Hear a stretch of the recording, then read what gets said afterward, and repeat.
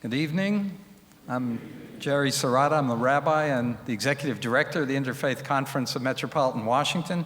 This is our 37th annual concert, but this is only the third time we'll be presenting the Interfaith Leadership Award. The first recipient of that award is with us tonight. Elder Jack Gerard, at the time, was Area 70 of the Church of Jesus Christ of Latter-day Saints and a leader in interfaith programming and dialogue and efforts. The Day to Serve program that's mentioned in your program is a program which he inspired. Last year, we gave the award to Jim Nicholson, former Cabinet Secretary of Veterans Affairs, a leader in the Catholic community. This year, we are absolutely delighted to give the third annual award of the Interfaith Leadership to Frank Islam. And to present the award, I'm going to call up a family friend, a mutual friend of Frank and Debbie, the Congressman-elect of the 8th District of Maryland. Jamie Raskin has served the last 10 years in the state Senate as a representative of the 20th District. While he's in his spare time, he's still been teaching law at the Washington College of Law at American University, where he teaches constitutional law there. And he is Congressman-elect, and he will present the award to and present Frank Islam to you. Jamie?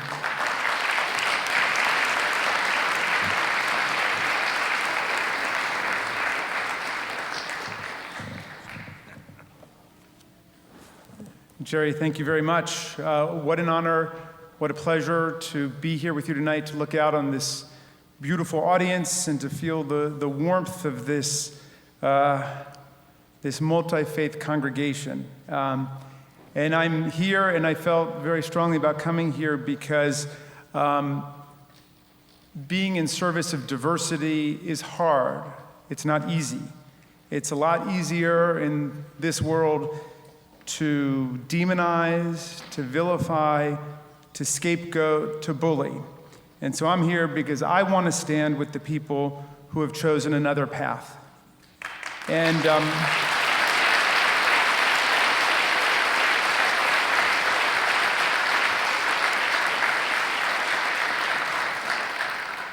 of those people that we have assembled here tonight, none is a greater servant of all humanity, of every people, every faith, every religion, every race, every ethnicity. None is a greater servant than Frank Islam, who is a great citizen, a great Marylander, and a great resident of the 8th Congressional District of Maryland. So, you know, in a democracy, the highest office in the land is not President of the United States or U.S. Senator or congressional representative or governor or councilperson.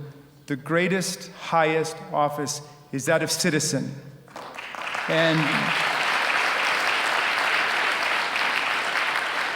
it's a real honor to be able to present to you for this Interfaith Leadership Award a true model citizen, a man who is profoundly, passionately engaged with his life, with his wonderful wife, Debbie, with his community, and with his times. Frank wakes up every single day, and he goes to work. And you know, he had fabulous, sensational, tremendous success as a businessman. But he, in his time since being most actively involved in business, he has not built statues to himself.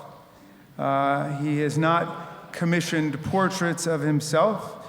He has not rendered graven images of himself. He has not committed his life to debauchery and decadence. He has committed himself to our community. And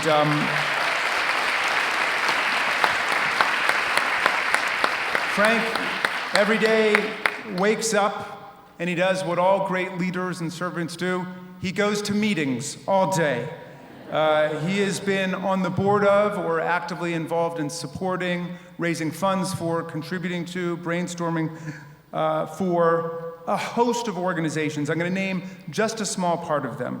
The Center for American Progress, Woodrow Wilson Center, the Brookings Institute, the U.S. Institute of Peace, the National Democratic Institute, the Maryland Governor's International Advisory Council, the Advisory Committee of the Export-Import Bank of the United States.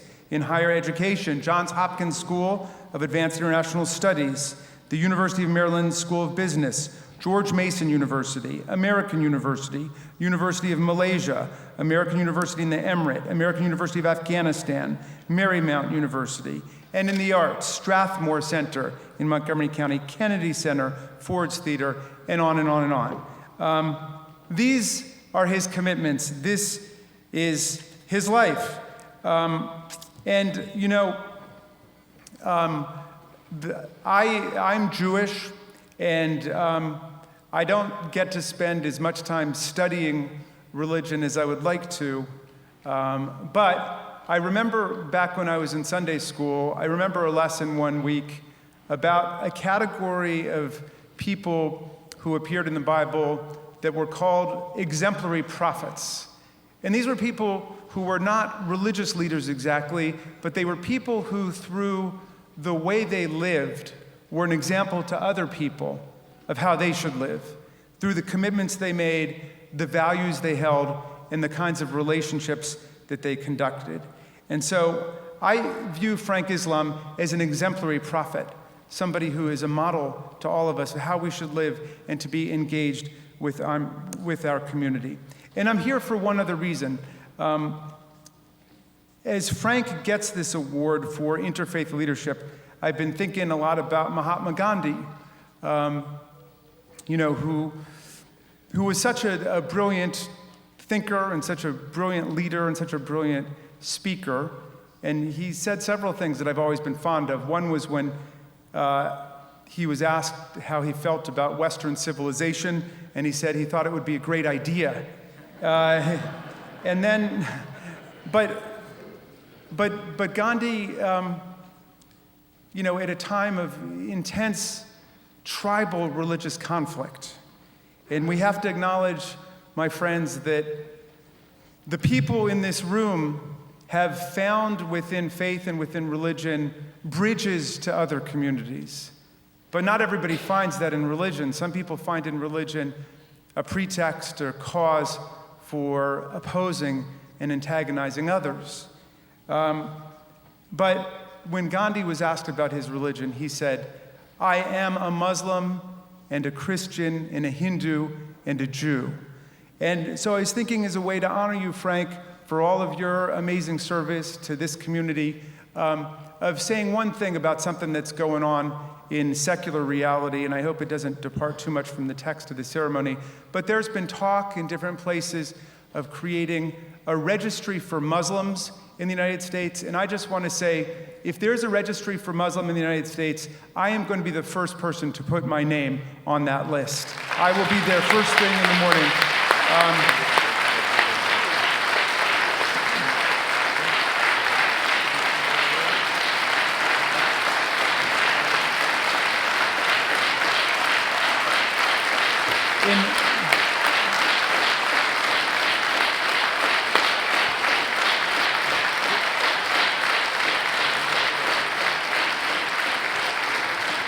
Thank you, because I just want to say, in the United States, we have come to a point in the 21st century where we do not divide people by religion, by ethnicity, by race, and by membership in groups. And if there's going to be groups singled out, then in honor of you, Frank, and in the spirit of your work and sacrifice, I want to be a member of whatever group is being singled out. I present to you the great Frank Islam.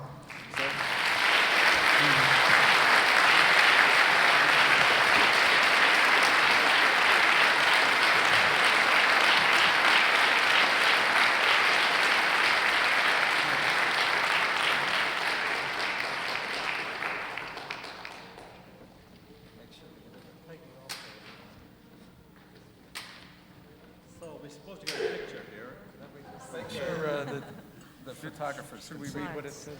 Yeah, please read. Let me just read it to everybody. The Interfaith Leadership Award presented to Frank F. Islam, by the Interfaith Conference of Metropolitan Washington for inspirational leadership in advancing interreligious understanding and service, November 20, 2016.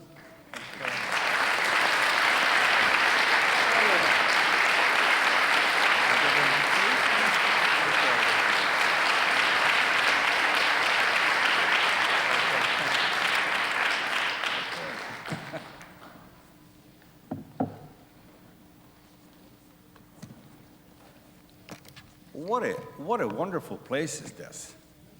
Wow.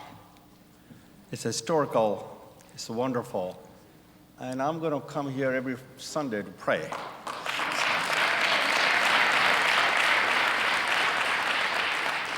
I want to recognize my wife, Debbie.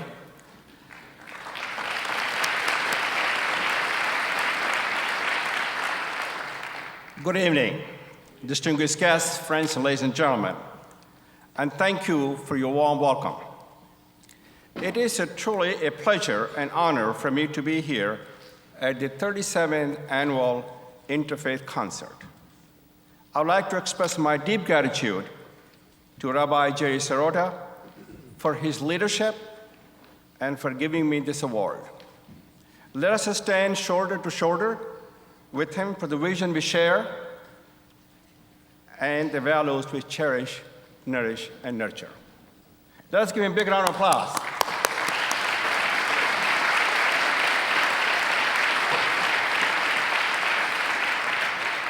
And thank you, Congressman-elect Raskin, for those kind comments. I should have you everywhere for my introduction. You do a good job. And congratulations.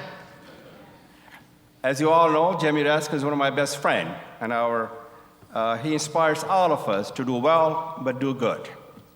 And thank you to the Interfaith Conference of the Metropolitan Washington for honoring me with this leadership award.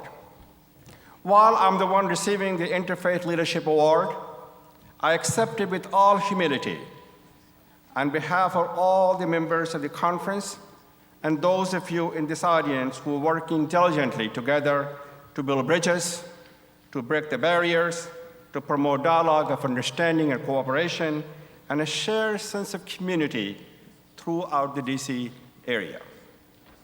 You are doing the heavy lifting required to create a more unified and just community here in the metropolitan area.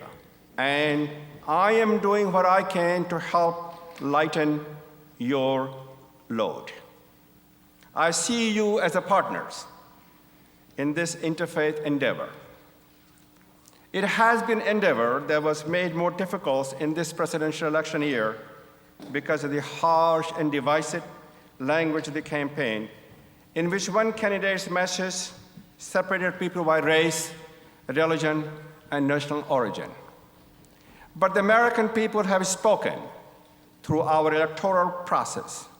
No doubt, many of us here did not get the outcome we may have wanted, but we will accept the result. We love our country, we will serve it, we will defend it, and never stop struggling.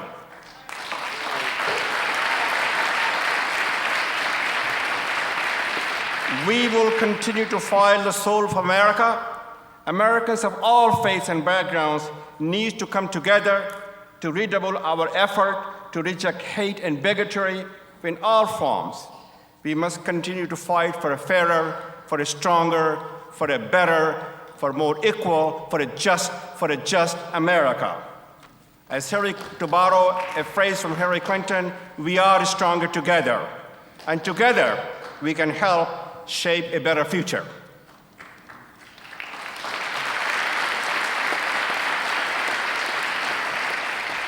We can do that through our creeds, through our seeds, and through our deeds. Let me elaborate briefly on each of these, our creeds. I stand before you a Muslim with the last name of Islam. Think about that. Depending on who's looking at it, given the conditions in the United States, around the world today, it might be said that I'm either doubly blessed or doubly cursed. I feel strongly that I am doubly blessed. And here is why. I grew up in a religious family in India Being a Muslim has taught many things, but the most important is that the whole purpose of the religion is to provide justice and a path to justice for all of us. That includes the animals and nature itself. According to Holy Quran, God asked who will take care of all of the creations. The mountain said the task was too great.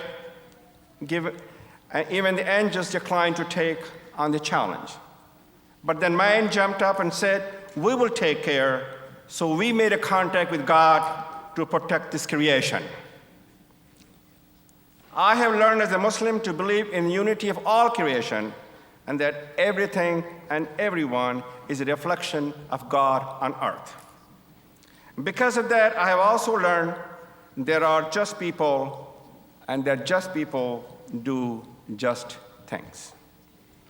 I treasure my faith. My faith firmly believes in equality, dignity, compassion, respect, tolerance, justice, and peace for all faiths. My faith keeps me calm and provides me with a sense of optimism and hope that gives me peace. With my personal peace, I can work with others of different faiths and different creeds for peace and to build stronger and better communities. Therefore, it is a joy for me to be with you, representative of 11 historical faith communities who are tearing down the walls between us rather than building them. You are indeed doing God's work, not the work of your God or the work of my God, but the work of our God. Our God as members of the same universal spiritual family. In November of 1963, just a week before the assassination of President John F. Kennedy, a Roman Catholic, speaking before the Protestant Council of New York City said, and I quote, "The family of man is not limited to a single race or religion, to a single city or a country. The family of man is nearly 3 billion strong. Most of your members are not white, and most of them are not Christians." President Kennedy went on to say the members of this family should be peace with one another. I agree with President Kennedy, and I'm sure all of you too as well. We people of different faiths, of different creeds, should be at communal peace here in the metropolitan Washington, and that is the state you're working to achieve. Let me move on from creeds to our seeds. The press release for this event noted that one of the reasons the Interfaith Conference gave me its Leadership Award is for my support of Athenaeum Symposium at Montgomery College. Some of you may not be familiar with Montgomery College. Let me tell you a little bit about it. Montgomery College is a community college located in Montgomery County, Maryland, the county in which I reside. The college sponsors the Athenaeum Symposium to provide students access to presentations by leading experts in areas such as the international affairs, arts, politics, and economics. The symposium educates, informs, and helps to shape those students.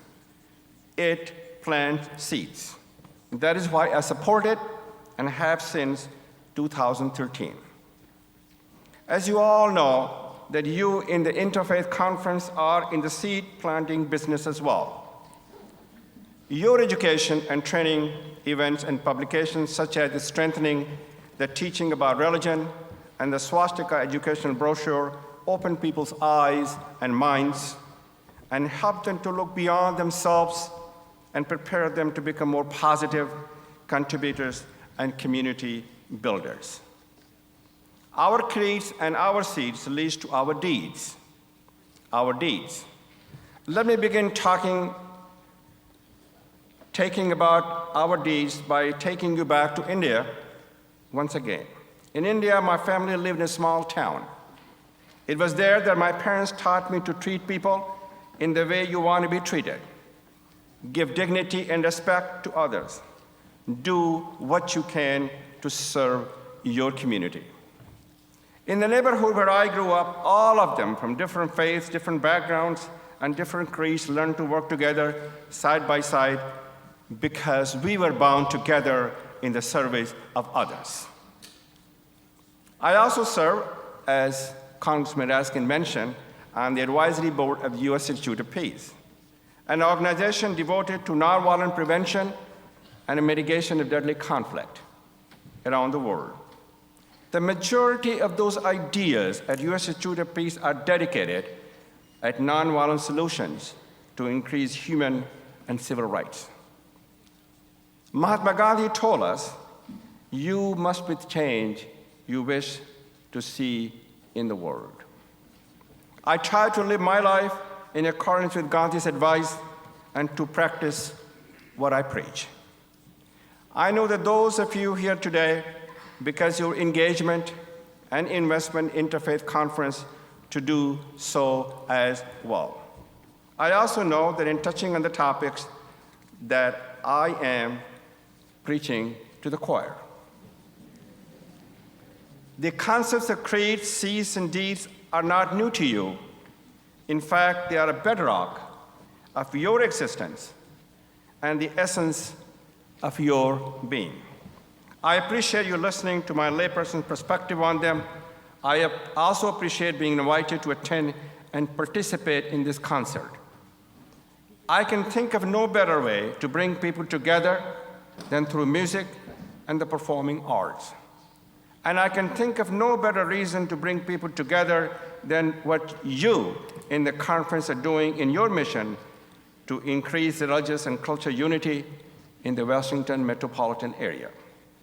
My hat is off. My hands are together for you.